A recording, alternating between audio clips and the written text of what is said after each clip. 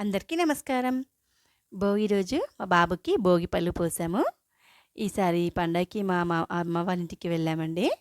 అక్కడే పండగ చేసుకున్నాము ఈసారి. మా బాబుకి ఎవ్రీ టైం భోగి పళ్ళు పోస్తామండి. అలాగే ఇంట్లో భోగి పళ్ళు పోసాము.